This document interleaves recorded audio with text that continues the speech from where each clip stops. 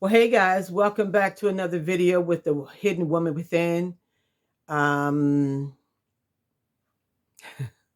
it's been a minute, y'all. If this is your first time in, welcome. If you're returning, welcome back. Don't forget to like, share, subscribe, hit the notification bell so you'll know when I upload a video. I have been away for a while, as you can tell, but I'm back. Got a lot of stuff going on. But let me start by saying I hope that you all had a wonderful Thanksgiving, that you were able to spend quality time with family. I'm not going to say hope you didn't overeat because I know a lot of people did. Um, Somebody told me, well, that's what Thanksgiving's for. That's not what it's for, but I get it. Anyway, I needed to stop doing everything that I was doing to get into this video today. I had said last night I wasn't going to lay my head on the pillow until I did the video, but I didn't do it. I got up this morning, and so I'll share a little tidbit with you about why you haven't seen me. Some things have changed. I have gone back to work. I don't know if any of you knew that I had retired, and I had been retired for 2 years. And prices are rising, so I needed a few more coins in my pocket. The other thing, I've gone back to work. I've always worked in retail, which I've always enjoyed. Um, it gives me some structure. And so, with the holidays upon us like they are, of course, the stores are very busy, and where I work is no less, no different. Anyway, what I wanted to talk about today has been pressing on me for weeks. I mean, weeks. And I know I'm not supposed to let it go. And I was like, even though I have to go to work today, that I had to stop and take the time to do this video. Now, it's not going to be like, oh, what's she talking about? No, it's not one of those. I'm not going to get off track, but I'll share this. I was listening to a young man minister on Sunday, and he talked about how the Lord had given him a topic of what he wanted to share with the people that day. But the topic was very bland, and he said, Lord, that that's not very catchy. And he said, the Lord said to him, oh, that's how we're doing things now. And so, he went on, and I got it. And I'm like, yeah, you just got to do what you got to do. And the rest of it is left up to the Lord. So I'm just going to do what I got to do. So I'm going to share with you what's been um, pressing in my spirit. And so I'm going to start by saying probably a month or more ago at service, there was a young man that ministered while our pastor was out of town, and he ministered on the man that laid by the pool for 38 years, and he proceeded to say how every time he's heard that preached, that people were like, 38 years, he couldn't get well in 38 years. um there was no compassion in the teaching. They was just like, I don't know, 38 years. Even when I would hear that message taught, my mind was, I'm guilty. I went right there and I said, 38 years, well, shoot, even if he had a half an inch a year or every other month, 38 years, he could have got to the edge of the pool. And the reason that they were trying to get into the pool is because once a year, an angel would come down and trouble the water. And basically, the first one that got in the pool would get healed. And so there were a lot of people, they call them porches. There was a lot of people on these porches that were lame, diseased, sick, whatever, waiting for this angel to come and trouble the water. And so his point was, where's the compassion? So when, they would ask this man, how come he hadn't gotten into the pool? And he said, well, every time I try to get in, somebody gets in before me. And so I know for myself, and I'm sure other people could come up with a whole lot of different reasons. Well, that ain't no excuse. You could have asked somebody else to come and put you in the pool. You could have scooted to the pool. You could have did this. You could have did that. But that's not what happened. So then after that message, I kept hearing some things, and I kept hearing, compassion. And there was something that really touched me in the way that the Lord had unctioned in my spirit, how some people, not everybody, some people, we make fun of people that are trapped in sin, that the enemy has possessed and oppressed. There are some of us that think that's funny. So my example is there's the, oh, look like a crackhead, or yeah, he got the gift and she got the package, or they got the gift to keep on giving, or I've seen people send me videos and post videos of people that maybe got one or two teeth in their mouth, and you can tell they're homeless or they're on drugs or whatever the case might be, and we laugh at that. We think that that's funny. I'm guilty. Yes, I was, until the Lord brought that to my attention. You make fun of sin, and that grieves him. That grieves the Holy Spirit, that his people would make fun of people trapped in sin. And how can we say that we are Christians and we love the Lord, but we have no compassion? The two are connected. Love and compassion are connected. How can you say you love and have no compassion? There's a difference between compassion, sympathy, pity. You have heard me say in the beginning, I'm not the one. Don't come into my, oh, this and I'm not the one. You have to know the difference of when. I'm not going to say when there should be compassion and when there shouldn't. I mean, when we see someone less fortunate than us, we should be moved in our spirits by that. There are a lot of people that don't like to give the homeless money. A quick story about that. Some years ago, I was on the highway. I'm not telling you this to tell you anything about me. I'm just sharing some information. And well, it is about me, but I'm saying something I did. But there was a gentleman standing on the corner, and I gave him a couple of dollars. And the light was red, so I gave him a couple of dollars. And as I was going around the curb, you got go through the light under the underpass, I heard somebody yelling. And I'm looking, and then I saw that this guy was riding alongside of me trying to get my attention. So I rolled my window down, and he was letting me have it for giving this guy money. Oh yeah, lady, just perpetuate the situation. He needs to get a job and you out here. And he just went on. And I can honestly tell you, I don't know if he caught me off guard or what, but I didn't say anything. I just kind of looked at him and rolled the window up. I mean, a lot of things I could have said, like, mind your business. This is my money. I could have said a whole lot of things, but nothing was there. Nothing was there. And even though it's true, it wasn't any of his business if I should decide to give somebody a couple of dollars because he's standing on the corner or whatever. I don't care what that man was going to do with the money. It was the motive of my heart. Why did I give it to him? Because I had compassion. I was moved. He's out there on the street. He ain't got no place to live. I can't judge to say whether he's a scam or not. That's not my place to do that. But that was my choice. And when I feel pressed to do it, I do it. When I can, I will. But, where is the compassion for these people? Where is the compassion for not just people in those situations? Where's the compassion for your neighbor that might be going through some stuff? We might be so quick to talk about, oh yeah, her husband left her. He was cheating on her. Where's the compassion for that situation? We don't have that. It's easier. And I keep saying we don't have that. I'm not trying to put a blanket on the situation. I'm just trying to make a point that we need to wake up.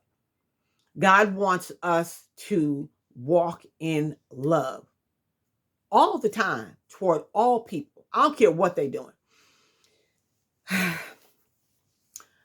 need to slow down a little bit because it's so impressed on me that there was another situation, a recent situation. I was at the store that I work at, and I had noticed that some of the management was standing near the front door.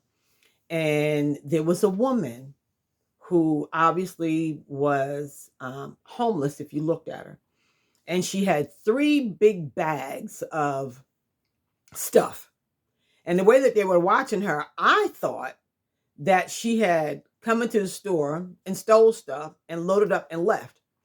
And so then she leaves, but they're all standing there watching her, and she just throw the bags across her shoulder and she goes out. The pants that she's wearing don't fit very well, so they're kind of falling down and you can see her backside. And so the LP goes to the back of the store. She comes back and I said to her, I said, "Did that lady steal all that stuff?" She said, "No, ma'am. She came in with that stuff." And so then every once in a while, from where I'm standing, I could see her out in the front. And then there was some of the other ladies standing there, and they was looking out the window at her and having comments and stuff back and forth. And I was like, wow. Again, talking about how her pants are really low. The problem with that situation is they don't know her story. They have no idea of why that woman is on the street. None. But a lot of times we're so quick to judge. Oh my gosh, she's dirty. She smells and yada, yada, yada. Where's the love? Where's the compassion? So one morning I had stopped at one of my, Chick-fil-A and got myself a breakfast burrito and some chicken nuggets for lunch, because I had a long day. And so as I was pulling into the parking area, I saw this woman, and it was cold. It was cold outside. We've had some chilly days here in Texas. And she was sitting on the sidewalk, looking so frustrated and so disgusted. Again, I'm not trying to tell you the story to pat myself on the back. I'm just sharing some information with you. So I sat in my vehicle and I ate my burrito. And then I took the wrapping from that burrito and I took some of those chicken nuggets and put it in that burrito, and with a few dollars. And before going into the store, I walked over to her and handed it to her, or tried to, because I was kind of shocked at her response. "Oh, I'm not hungry. I don't need that. I don't need it." And I looked at her, I said, "Yes, you do." I was kind of surprised. No, she said, "Oh, I'm not hungry. I don't need that." And I said, "Yes, you are." And then I think she saw the money and then she took it and I went into the store. Didn't give it a second thought. But I was a little surprised at how I responded to her when she told me she wasn't hungry. I was like, "Yes, you are." And I'm like, she was, full of pride. And, again, I don't know her story, but I do kind of understand, when they're in those situations, they're very prideful, they're hurt, they're angry, they're frustrated, all those things. But we have to learn to walk in love toward these people. A lot of us got more than we will ever need. Because, I mean, if you've got a roof over your head, you are wealthy.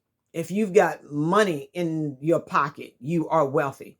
If you've got food in the refrigerator, you got a vehicle to drive, a job to go to, you have your health. That makes us very wealthy compared to a lot of people that we see out here in the world today that don't have any of that. But yet and still, there are people that look at them with disgust and turn their nose up at them and don't feel like they should have to help them, because if I got a job, you could get a job, and yada, yada, yada. We don't know. We don't know the story. Now, mind you, I know that there are scammers out there. I watched a documentary one time some years ago where this guy, he was in New York, and every day he'd get up, just like you get up and go to work, he'd get up and go on out in the corner, and he panhandled and was making some money. And they followed him and they started interviewing him. This man lived in a penthouse in New York, and 5 days a week he panhandled. And from that alone allowed him to live a life of luxury. Now, who am I to say that every homeless person I see or somebody less fortunate is a scammer? I'm not to judge that. again, you have to check the motive of your heart, why you do what you do. Why do you give if you give?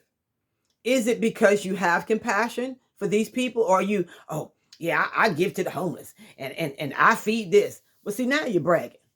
And you got your reward right there from the accolades of people. Oh, that's nice. That's nice. When I do stuff, it ain't none of nobody's business. But what I do in secret, the Lord sees it and he rewards me openly. I'm not telling you I got the best life, but I got a good life. I'm satisfied with my life. Things could be better, yes, they could, but I'm content where I am. But not comfortable, content. And so we just need to begin to have that compassion for those that are less fortunate than us, who are dealing with some things. And again, not just people on the street, it could be your neighbor, it could be your coworker, whatever. We need to begin to walk in that love, and that compassion is the next level of that. Now, the other thing that I saw on TikTok a few times was people laying up in the bed, crying, telling you to send them some money through Cash App. Again, I don't know what the situation is. I don't know if they're legit or not. But then there are those that will play on the compassion of others in terms of the way that they conduct themselves. They can be perfectly fine, but they're like, oh, well, I can't pay my rent this month. But then you'll see them every time they can't pay the rent. Now you have to determine, are you going to make this person your project? You going to pay the rent? I mean, the first time I might do something, I don't ever send nobody through Cash App. I'm not saying I'm doing that. I'm just saying I might be able to do something the first time, but then I see you again. I'm not going to just keep, because again, I don't know your situation, and maybe you could be doing some things. Maybe it is true that you get up and come stand on the corner. Why can't you get up and go put an application? But then again, if they put in an application, what's the home address? All that information has to be documented on an application. And if they're living under the bridge, what address? There is none. So I don't 100% know what the solution is to homelessness, but I do know that we can start with compassion. I don't know the 100% of how we deal with a lot of situations that people are dealing with. Again, I think we have to start with love and compassion. And it's not a hard thing to do.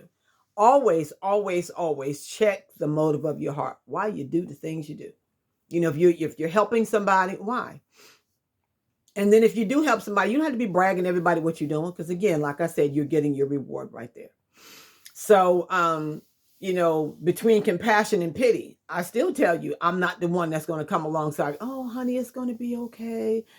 I'm still not that person, because I believe that there are times when you have to have tough love toward people to help them get up. You don't have to stay here. You can do something better. But then you just telling them that, what resources do they have? Are you willing to go the extra mile to find some resources for that person to make some better choices and make some moves in their lives? It's happened. There are people out there, and I'm not talking about all Christian people either.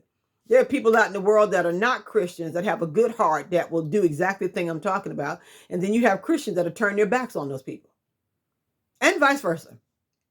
So it's just a matter of you finding your place and what you're supposed to be doing and how you should be doing it. Because at the end of the day, when you give, even the scripture says it's better to give than to receive. But when you give, do you know you can't outgive God? Because if you're giving with the right motive, you'll always have something to give, because you're not going to outgive God. And two, like I said, I don't know who's watching, who's Christians, who's not, who's born again believers, who's not. I don't know what to call anybody nowadays, because stuff is a little crazy now. But if you're a born again believer and you're a Christian and you love the Lord, you have a relationship with him, and you understand about tithing and offering, trust me, you're fine. As long as the motive of the heart is right. If you're not giving just to say, I give to the church, but you have people say, I don't give church nothing because it's a scam, this, that, and the other. I ain't got time for all that.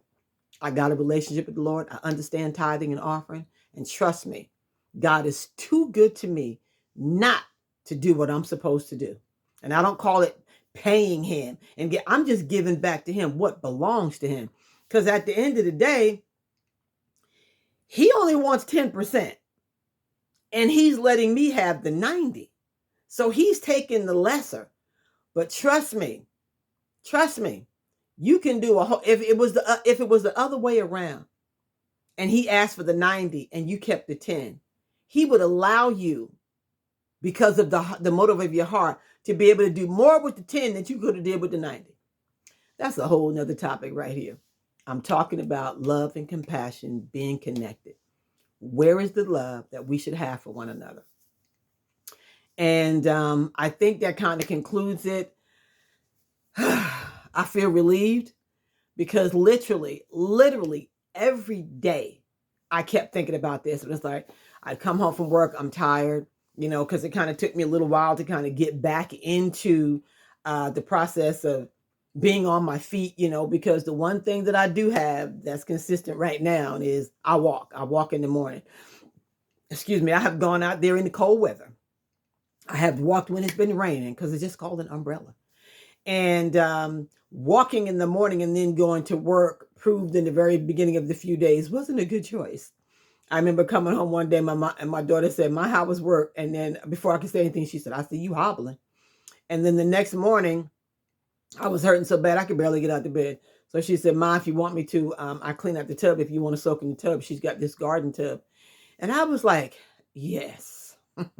I got in that tub with that nice hot water. Oh my gosh, it did these joints some good. And I was able to live stream service that morning, sitting in the tub in a bubble bath. Oh, it felt so good. So that's all I have for you today. I pray that you have heard what I said. And I pray that, you have the compassion that God is expecting us to have, and that we walk in the love that he expects us to walk in. Because basically that's his command, that we're to love one another. Just love and do good by one another.